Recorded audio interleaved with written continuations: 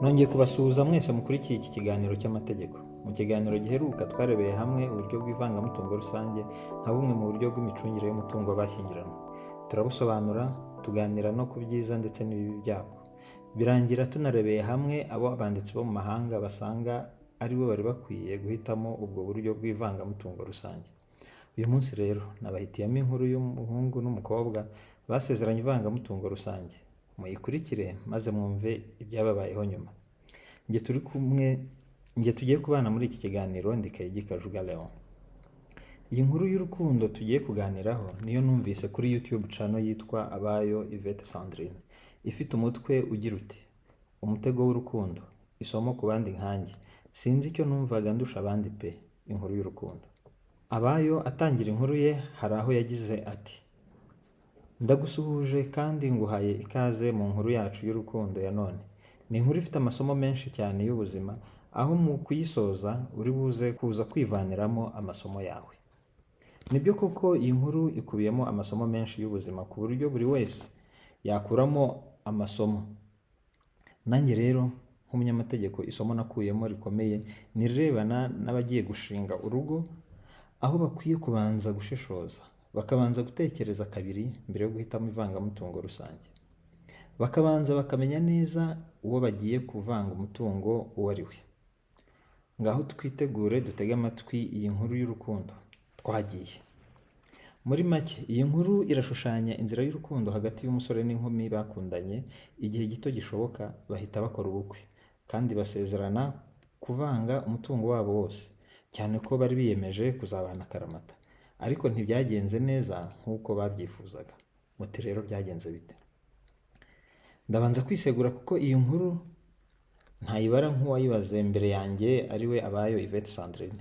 Ahubwo njye ndayivuga muri make, ahenshi nkoresha amagambo yanjye, ariko ntagize icyo mpindura kubiyikubiyemo, cyane ko iyi nkuru ifite iminota igera kuri 48. Njye nkabanza kuyivugaho mu gihe cy'iminota itarenga 10. Ibi ndabikora ngamije kwerekana ko hari ubwo uburyo bw'ivangamutungo rusange buzamo ubutekamutwe, maze hakabaho ababuhitamo mu by'ukuri batagamije kubaka, ahubwo bagamije izindi nyungu. Bakabikora bazi neza ibyo amategeko ateganya, maze bagaca mu rihumye abo bagiye kurushingana, bikarangira babahemukiye. Muri make bikarangira bamwe babihombeyemo, abandi babyungukiyemo, ndavuga barusahurira mu nduru. Ariko ntihagire unyumva nabi, kuko nk'uko nabisobanuyemo kenshi nagiye mbivuga mu biganiro byabanjirije iki, uburyo ubwo aribwo bwose bw'imicungire y'umutungo w'abashyingiranywe bugira ibyiza n'ibibi. Turabizi ko hari abantu benshi bahisemo ivangamutungo rusange kandi babanye neza. Gusa uyu munsi turarebera hamwe abo ubu buryo butahiriye. Iki kiganiro cyacu kigamije kwigisha amategeko, niyo mpamvu hari ibyavuzwe mu biganiro byakibanjirije bigenda bigaruka. Mujye mubyihanganira kuko burya ngo kwigisha no guhozaho. Ariko ndabona nakomeje kubicisha amatsiko, reka ntangire ya nkuru yacu. Habaho umukobwa witwa Mishu, akaba umukobwa wo mu bakire, umukobwa w'umutima kandi w'umukozi. Akaba yari afite iduka ry'iwabo yakoreragamo. Habayeho kandi n'umuhungu witwa Laurent. Akaba umuhungu mwiza, usobanutse, w'umunyamujyi, ukundwa n'abakobwa, kandi akamenya no kubareshya, cyane ko yari azi kwirarira, akabereka ko ari umukire. Bimwe bya ya mvugo yuko ngo umusore utiraririye atarongora inkumi. Umunsi umwe rero, ubwo Mishu yari muri salon de coiffure, ndavuga hamwe bogoshera cyangwa batunganyiriza imisatsi, nawe yagiye ngo bamutunganyirize umusatsi. Na Paul nawe yari yagiyeyo kwiyogoshesha, nibwo bombi bahahuriye. Mishu akibona Paul yavuye mu bye, karahava. Mbese agira icyo bita coup de foudre, murabizi mu Gifaransa, cyangwa love at first sight mu rurimi rw'icyongereza, ibyo abajene mwita crush. Paul nawe yari yarabutswe Mishu kandi abibona ko yamukunze. Ndetse byaje kuba amahire bombi bagisohoka muri salon de coiffure bisanze bahuriye muri parikingi. Maze Paul akora ku buryo yiyegereza Mishu, birangira bakundanye. Ariko aha Paul yabwiye Mishu ko yitwa Wilson. Murabyumva neza, uyu musore witwa Paul ahuye na Mishu ntabwo yamubwiye ko yitwa Paul, ahubwo we yamubwiye ko yitwa Wilson. Mu gihe gito cyane uyu Wilson yeretse Mishu urukundo rudasanzwe, amuha keya uko bishoboka kose, ari nako amwereka ko ari umukire kuko yahoraga amusohokana ahantu hatandukanye, kandi ari nako ahinduranya amamodoka. Imodoka yamutwayemo nk'uyu munsi ntaba ariyo amutwaramo umunsi ukurikiyeho. Ibi byose byatumye urukundo rwa Mishu kuri Wilson rwiyongera, cyane ko yamubonagamo umusore ufite umuco, witonze, udahubuka, ugenza ibintu gake, kandi ikiruta byose akaba ari umusore witeje imbere akiri muto. Ibi byatumye Mishu yibagirwa ndetse anakura mu buzima bwe undi musore bakundanaga kandi bari hafi no gupanga kubana ari we Patrick. Igihe cyarageze Mishu abwira ababyeyi be iby'urukundo rwe na Paul. Birabatungura cyane kuko uwo bari bazi ni Patrick, ariko birangira bemeye amahitamo y'umukobwa wabo, biyemeza no kumushyigikira. Hagati aho Paul wiyise Wilson kandi utarabwije ukuri umukunzi we izina rye nyaryo, muri bwa buhanga bwe bwo kubeshya no kwigarurira imitima y'abakobwa, mu minsi ya mbere yafashe umwanya abwira Mishu ko bitewe n'uko ari umusore wakize akiri muto, abakobwa benshi bamwirukaho bakamwikundishaho, yabanga bakamugirira ishyari, bakagenda bamuvuga nabi. Ati rero mukunzi wanjye, ibyo ntuzabyiteho hato batazavaho banadutandukanya. Umukobwa nawe ati, se ko ahubwo hari uwambwiye ko witwa Paul utitwa Wilson?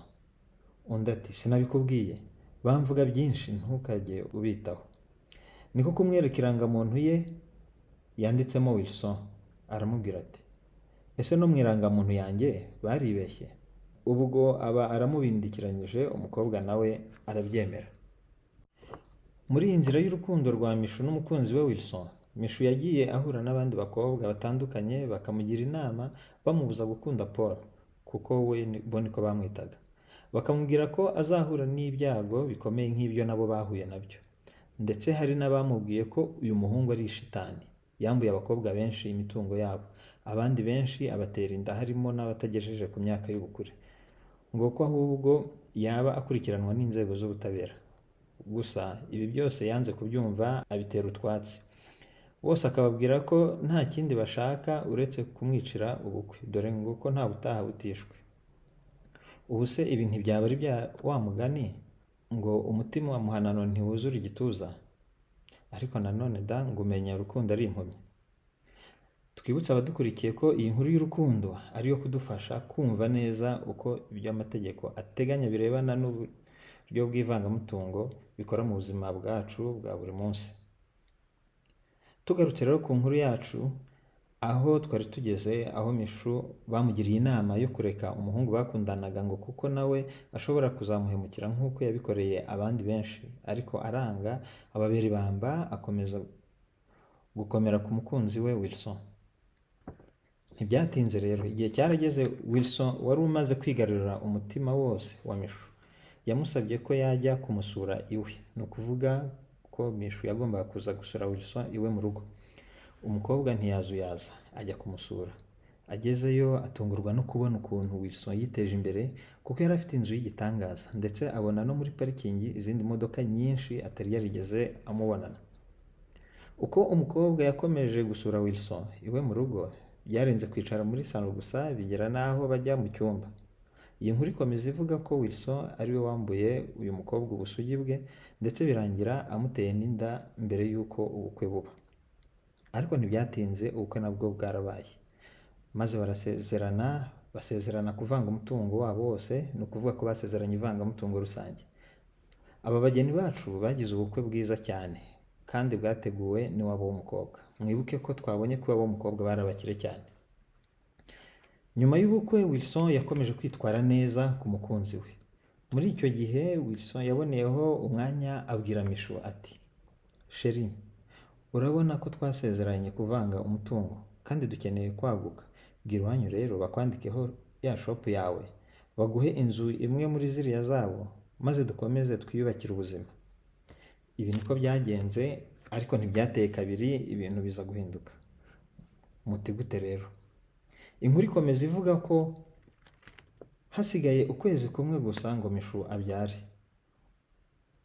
Ubwo yari mu nzu wenyine, umugabo we Wilson asohotse, yagiye kubona abona mu nzu hinjiye abazungu, bamusanze mu cyumba. Bamubonye barikanga, baratungurwa cyane, na Mishu nawe aratungurwa. Baramubaza bati, urashaka iki hano?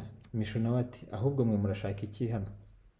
Mishu byaramuyobeye agira ubwoba, ahamagara umugabo we amubaza aho ageze, nawe amusubiza amubwira ko ageze mu marembo. Nyamuhungu yarinjiye abakubitaniye muri salo na ba bazungu, si ukwisobanura karahava. Abasaba imbabazi agira ati mumbabarire, uriya ni mushiki wanjye wari wansuye ariko ndabona yarengereye. Abandi nabo bati nta kibazo, nta kidasanzwe, buriya ntabyo yari azi. Mishu ibi byose yarabyumvise biramurenga, ashaka gusara ndetse agera n'aho yibaza ati ibyo numvise nibyo cyangwa ndarota? Oya, ndi mu nzozi tu, ninkanguka birashira. Muri make ntiyumvaga ibimubayeho. Kumva aho Wilson abwira bariya bazungu ngo Mishu ni mushiki we. Gusa ibyari inzozi byaje kuba impamo kuko ibintu bitakomeje kugenda neza. Wilson yaje kwinjira mu cyumba abwira Mishu ati zinga utwangushye tugende dutange inzu y'abandi. Iyo amatwi ya Mishu ntiyabyakiriye, atangira kubaza Wilson ati none se ibyo mbona ni ibiki? Undi ati ahubwo reka nkubwire, muri make bimwe byose bakubwiraga byari ukuri. Sinitwa Wilson, sindi n'umukire, ba bose banjye wababonye. Twibutse ko uyu muhungu Paul wabeshye Mishu ko yitwa Wilson yari yaramweretse ko ari umukire, ahindaguranya imodoka uko ashaka, babana mu nzu y'igitangaza. None ibi byose tubonye ko byari ibyabariye abazungu.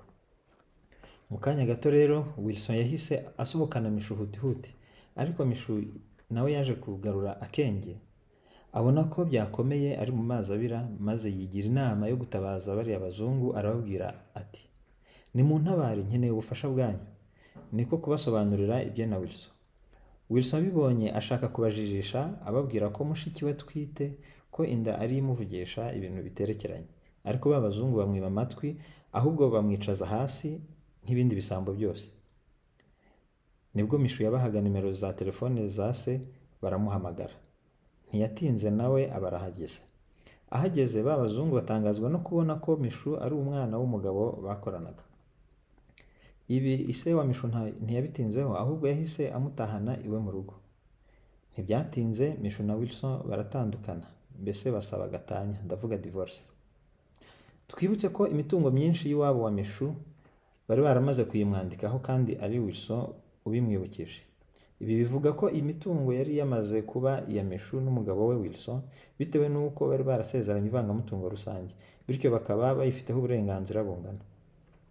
Aha mwakwibaza muti ese ko batandukanye iby'imitungo byo byagenze bite? Bitewe n'uko bari barasezeranye ivangamutungo rusange, imitungo yose yagabanijwemo kabiri, buri wese atwara igice kimwe 50%, mbese 50-50. Hano mwibuke ko Mishu ari wari ufite imitungo hafi ya yose kandi myinshi, mu gihe Wilson we ntacyo yari yibitseho uretse guteka imitwe gusa. Twongere twibutse ko inkuru igitangira igaragaza Wilson nk'umusore w'umunyamujyi uzi kwihagararaho. Aha rero yariraririye kandi bicamo, kuko yaje gushyingiranwa na Mishu, barabana, nyuma baza no gutandukana, ariko bagabana imitungo yose mu gihe ntacyo yari asanzwe yifitiye. Muri make Wilson ubu ari mu nyungu mu gihe Mishu ari mu gihombo. Gusa Wilson imitwe ye ntiyamuhiriye, kuko iyo mitungo yayibayemo igihe gito. Inkuru ikomeza ivuga ko yaje gushyikirizwa ubutabera kubera ibyaha byinshi, harimo no gutera inda abana bato ndetse no gukoresha inyandiko mpimbano zamufashaga muri ubwo butekamutwe bwe. Bityo aza kwamburwa ya mitungo ngo iza guhabwa abana yari yarabyaye hanze, harimo n'uwo yari yarabyaranye na Mishu.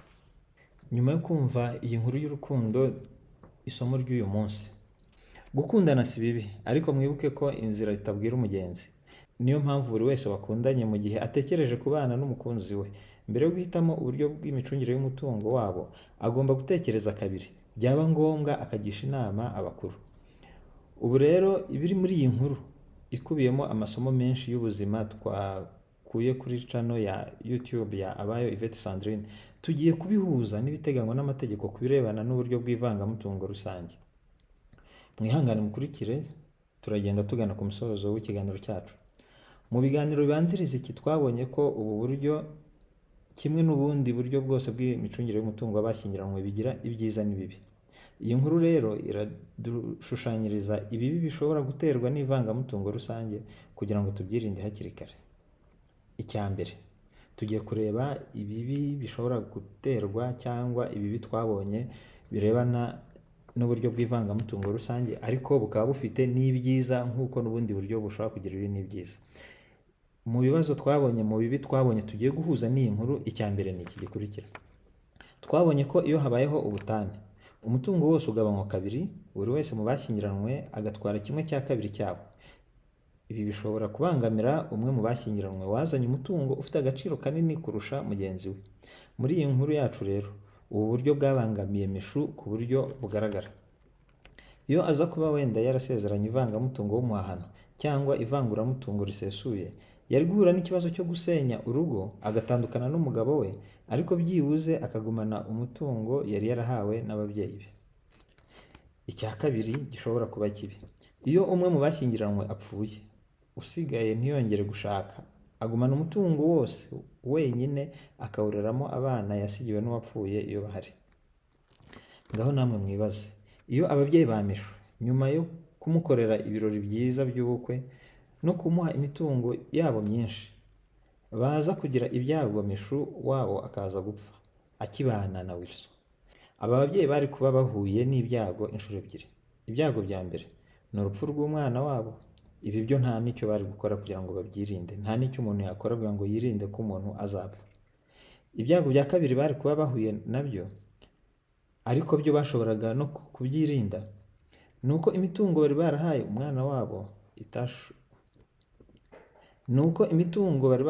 umwana wabo idashobora kubagarukira, kuko umugabo wa Mishu, ni ukuvuga umukwe wabo, ari we uyigumana, kuko bari barasezeranye ivangamutungo rusange. Mu by'ukuri ababyeyi bari kuzicwa n'agahinda ko kubona umwana wabo atakiriho, hanyuma n'imitungo bari baramuhaye uko yakabaye ntibagarukire, ahubwo igatungwa n'uriya musore w'umutekamutwe witwa Wilson, akayidamararamo bamureba nta n'icyo babikoraho. Aha icyo bishaka kuvuga, turashaka kugaragaza ko ababyeyi n'ababyeyi bose nta kintu bakora kugira ngo barinde urupfu rw'umwana wabo cyangwa rw'undi muntu uwo ari we wese, ariko hari icyo bakora barinda umutungo bamuhaye cyangwa bashobora kuzamuraga, nawe yabikora bishingiye mu masezerano, guhitamo hagati y'ivangamutungo rusange cyangwa ivanguramutungo. Amahitamo ni aya buri wese. Nyuma y'iyi nkuru n'ibisobanuro birebana n'icyo amategeko ateganya ku byerekeranye n'imicungire y'umutungo w'abashyingiranywe muri rusange n'uburyo bw'ivangamutungo ku buryo bw'umwihariko, buri wese yagira isomo akuramo.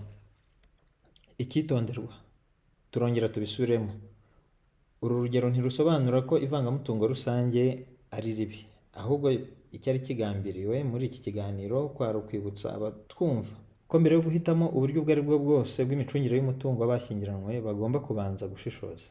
Tuzakomeza tubagezeho izindi ngero zinyuranye, ndetse tunabagezeho ibyiza n'ibibi by'ivangamutungo w'umuhahano n'ivanguramutungo risesuye mu rwego rwo kubafasha guhitamo neza uburyo bubabereye.